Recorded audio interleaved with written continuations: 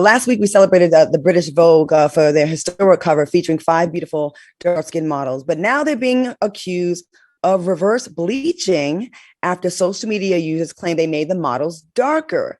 One user wrote, "I am South Sudanese and I lived here probably longer than these models. And I can assure you that there's nobody moving around looking like this. As an artist, that is not art. This is black skin porn, black fetish, reverse bleaching." Another tweeter wrote, "Casting dark-skinned people and editing them charcoal black in every editorial is not appreciation, nor is it the pinnacle of inclusivity. Fashion wants it to be, and it's becoming more and more trendy. I rest my case." What are your thoughts on these allegations, and what do you think? Do you agree? Y'all, we can't win for losing. And I can't confirm nor deny if they are bleaching these people's reverse bleach. Lord, reverse bleaching. Child, get off my damn line with this foolishness. I can't confirm or deny if they're reverse bleaching, but I will say this. We live in a world where dark is considered bad. So even if they are reverse bleaching, just the fact that we're celebrating dark skin, the darkest of the dark, even reverse bleach dark,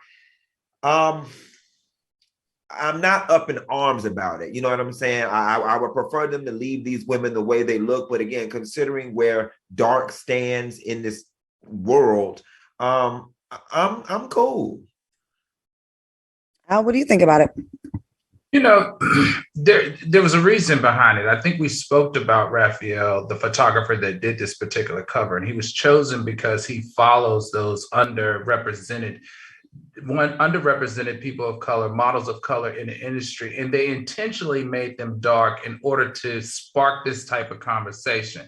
Claudia, you've been a model for over 30 years, photo shoots, music videos, magazine covers.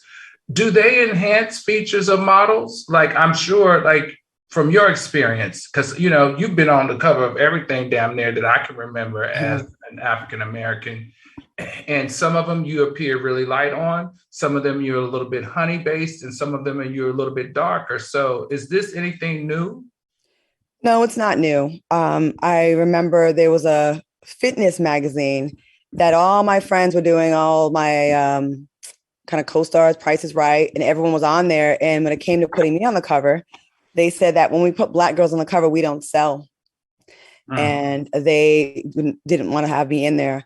Stuff like that happens. And if they do put one on, which they eventually did, they do make them seem what they think their viewers would be more acceptable, which is ridiculous. And in this case,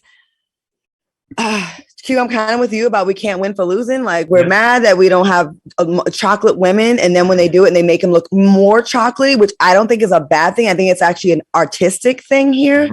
No matter what you do, they're going to complain.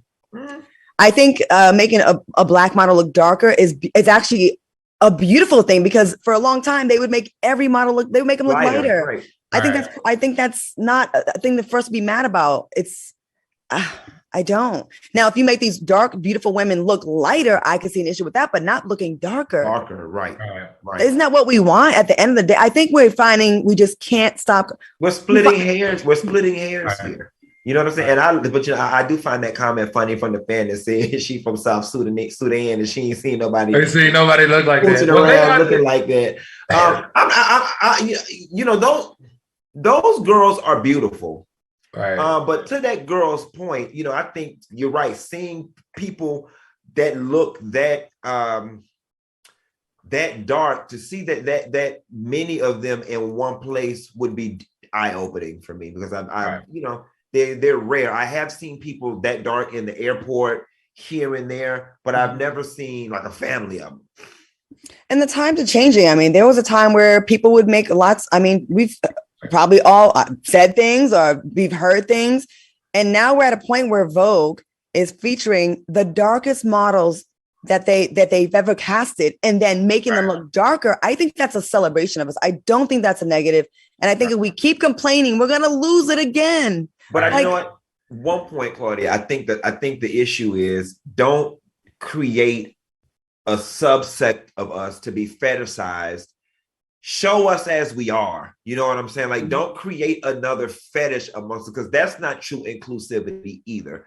Before we get to, now that I'm thinking this through, no, but before we get to darkening people and creating stuff that don't need to be, represent the people that actually are at this point. Give us all the shades of Black as it is before we get to creating new categories of Black. You know what, Q? I think you're right on this, but this is how it starts. This, unfortunately, in the fashion industry, because they've been so discriminatory in the past, this is how you have to start it.